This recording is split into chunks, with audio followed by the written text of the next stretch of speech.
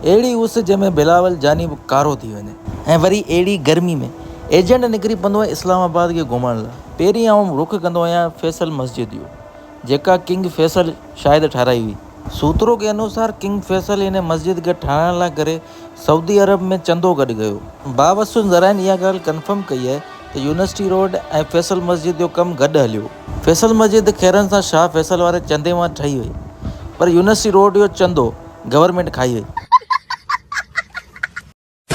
गर्मी ज़्यादा हुअण जे करे एजेंट जा पेर तमामु घणा सड़ी रहिया हुआ।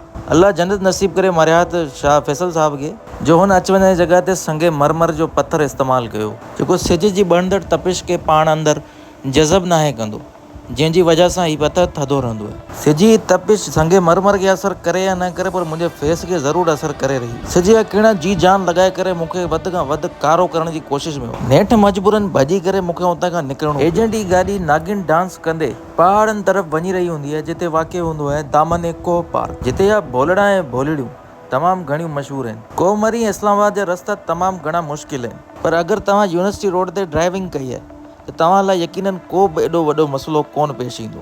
दिलि जी गहराइनि सां आउं शुक्रगुज़ार आहियां गवर्नमेंट जो, जंहिं असांखे अहिड़ियूं मश्कूं कराए असां ते वॾो अहसान कयो आहे। दामन कोह ते पुॼंदे ई मुंहिंजी नज़र पवंदी आहे कसूरी मेथी जे नशे में धुत भोलड़े ते, जेको गिलास में मुंहुं हणी लूसी हरकतूं करे रहियो हूंदो आहे। दोस्तो, माहौल एतिरे क़दुरु ख़राबु थी चुको आहे जो भोलड़ा कम्यूनिटी बि बीमे कोली जे ठरे में टुन थी पंहिंजो होश आवाज़ विञाए करे मुमताज़ मोलाई जा कलाम ॿुधनि था।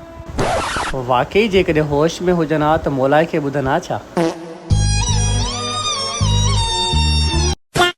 दामन कोह हिकु अहिड़ो एरिया आहे जिते पूरो इस्लामाबाद तव्हांखे नज़र अची रहियो हूंदो आहे। इन ई वजह सां एजेंट मथे अची करे इस्लामाबाद जी निगरानी करे रहियो हूंदो आहे।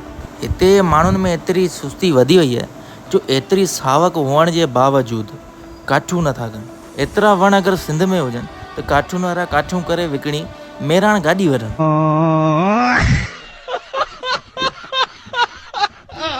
उमेद इहा कजे थी तव्हांखे मुंहिंजो वीडियो पसंदि आयो हूंदो। अगरि पसंदि आयो हुजे लाइक शेयर ऐं सब्सक्राइब ज़रूरु करे छॾिजो। वरी मिलंदासीं कंहिं नए मिशन ते। तेसिताईं अल्लाह हाफ़िज़।